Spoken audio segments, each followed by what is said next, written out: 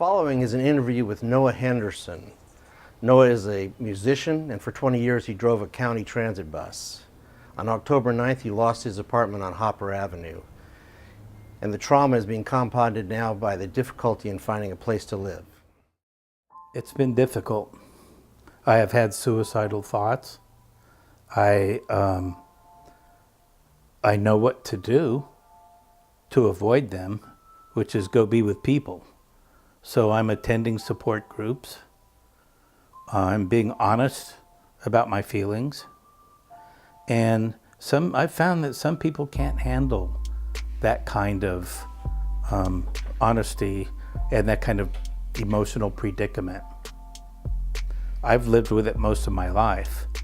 And even though it feels really deep and sad and heavy sometimes, I know that I'm going to come back from it. I was asleep. It was about 1:45 in the morning, and I heard yelling outside. And I thought it was just some crazy lady doing her thing, went back to sleep. Moments later, I heard crashing and banging, and I didn't know what that was, so I got up and went out to investigate. As I crossed my living room, the long windowsill was bright orange, and I thought, there must be some guy in a jacked up truck with orange headlights out there. I'm gonna go get him out of here. And I opened my door, and on my left there was a wall of flames about 10 feet away, right there. Right across the parking lot from me, 2 cars were on fire that were in the carport, and the building was fully engulfed. And I remember thinking it was just unreal. I felt like this isn't right. This isn't happening. I didn't know if I would have time to get dressed or to collect anything because the fire was right there.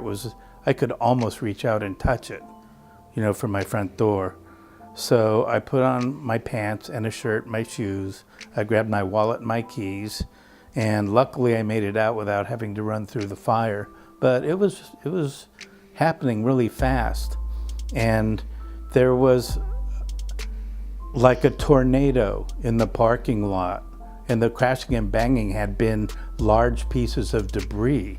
It was literally, and I mean that word carefully, it was literally a tornado with stuff spinning, with fire in the middle of it, and things flying all over the place. It was scary. I got in my car, which thankfully was okay, and drove out. I should have stopped and knocked on doors. I didn't think to do that. It wasn't that I was afraid to or was unwilling. I just didn't think to do it. I regret that. On the AM radio, I heard that there was a shelter being set up at the Finley Center on West College Avenue. So I headed over there. I was already going in that direction, and I ended up at Finley.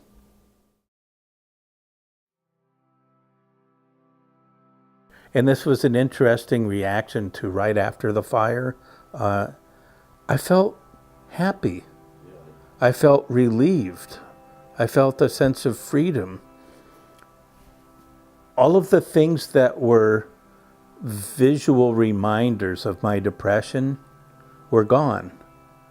The dark enclosed house, all the stuff piled up in the way, the stacks of laundry not done, all of those things which I used to feel bad, they were gone.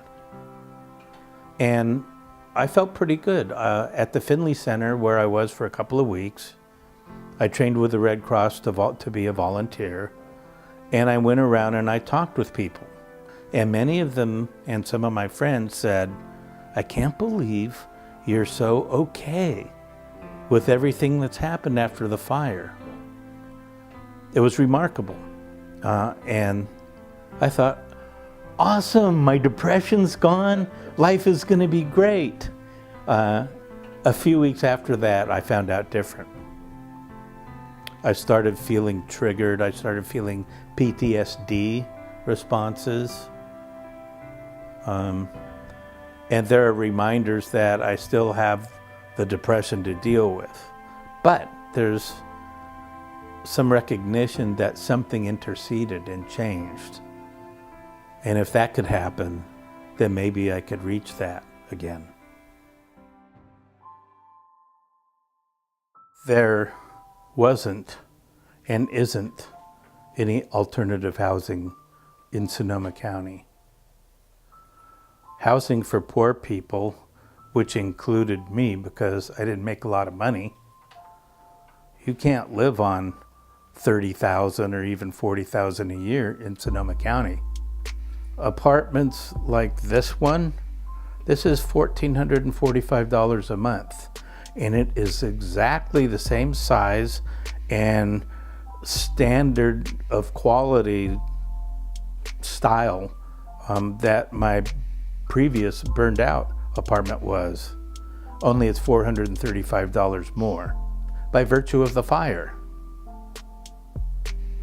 Now, I've been told that there's some law or policy or statute in which gouging is not permitted, and gouging is defined.